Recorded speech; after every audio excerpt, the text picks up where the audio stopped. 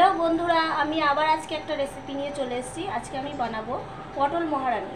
পটল মহারানি বানানোর জন্য আমি নিয়েছি পটল, পেঁয়াজ কুচি, দিচ্ছি কাজু বাদাম বাটা, কিশমিশ বাটা, আর 1 চামচ মতন আদা রসুন লঙ্কা পেস্ট। বেশি লাগবে না মশলাটা আমার। আর দেবো টক দই, দেবো স্বাদ মতো নুন আর হলুদ। তো রান্নাটা দেখতে থাকুন। তো বন্ধুরা, প্রথমে আমি পটলগুলো ভেজে নিচ্ছি। একদম লাল লাল করে ভাজতে হবে। পটলগুলো আমি নুন হলুদ মাখিয়ে নিয়েছি।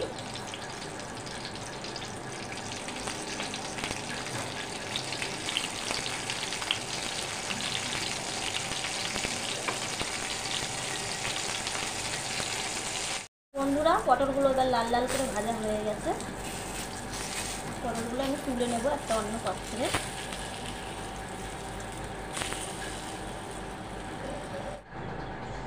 সামান্য অল্প পরিমাণে একটু তেল দিলাম। পটল ভেজে যে তেলটা বেরিয়েছিল সেই তেলে আমি পেঁয়াজ কুচিটা দিয়ে দিচ্ছি।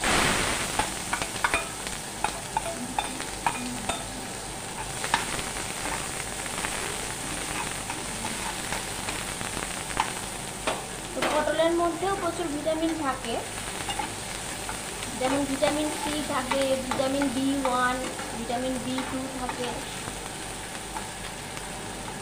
যেগুলি ব্লাড সুগারকে নিয়ন্ত্রণ করে, মানুষের শরীরে রক্তকে পরিষ্কার রাখতে সাহায্য করে।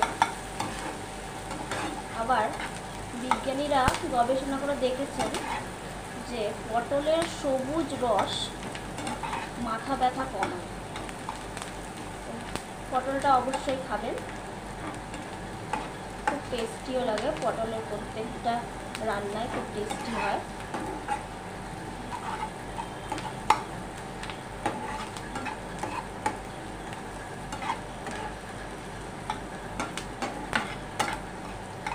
পেঁয়াজ কুচিটা একটু লাল লাল হয়ে আসলে আমি মশলাটা দিয়ে দেবো।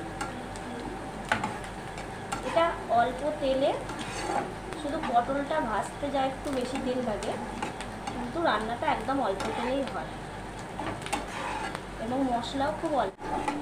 এবার এর মধ্যে আমি আদা রসুন জিরে লঙ্কা পেস্টটা দিয়ে দিচ্ছি 1 চামচ।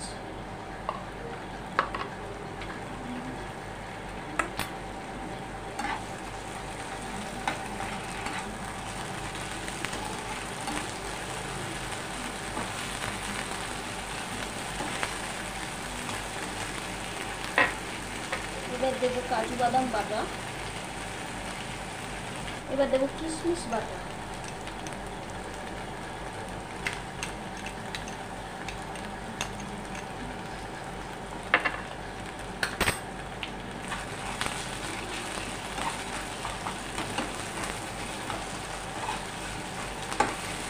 এবার এর মধ্যে আমি টক দইটা দিয়ে দিচ্ছি।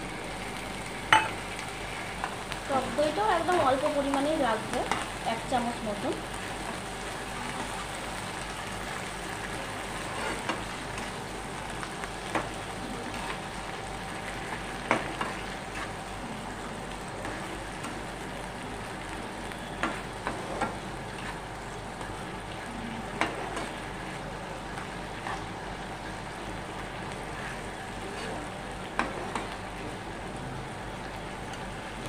এর মধ্যে আমি স্বাদ মতো নুন দেবো,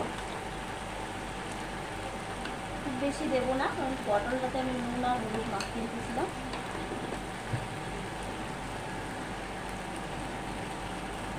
দেবো হলুদ,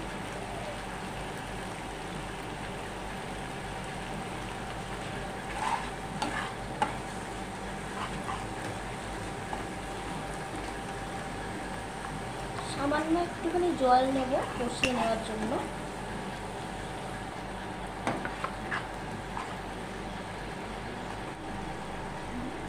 দিয়ে দিচ্ছি একটু শুকনো লঙ্কা গুঁড়ো কালারটা হওয়ার জন্য, অবশ্যই কাশ্মীরি লঙ্কার গুঁড়ো, এটা বেশি ঝাল হবে না। এর মধ্যে আমি সামান্য অল্প পরিমাণে একটু ঘি ঢেলে দিলাম, একদম ছোট চামচের 1 চামচ মতন।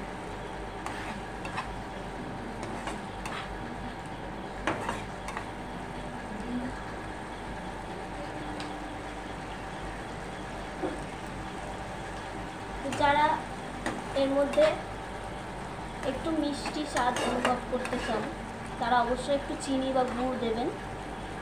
আমি মিষ্টিটা দিচ্ছি না, কারণ আমার ঝালটাই বেশি ভালো লাগে।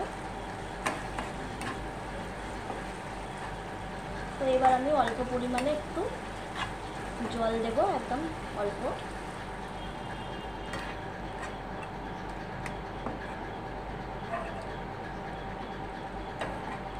এর মধ্যে পটলগুলো সাজিয়ে নিচ্ছি।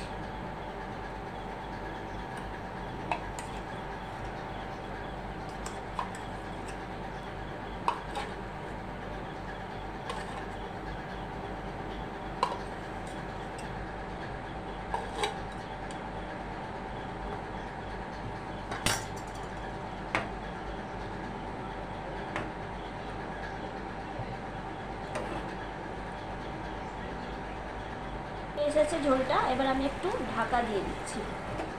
2 মিনিট মতন এটা ফুটবে, তাহলে আমার রান্নাটা কমপ্লিট। 2 মিনিট হয়ে গেছে।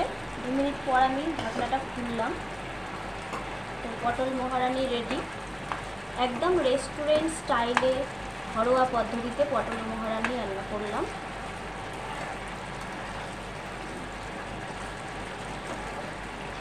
তবে একটা কথা বলে রাখি, এখানে যে রান্নাটিতে আমি যে দইটা ব্যবহার করলাম সেই দইটিও বাড়িতে বানানো, আবার যে ঘিটা দিলাম সেই ঘিটিও আমাদের বাড়িতেই তৈরি করা হয়েছে।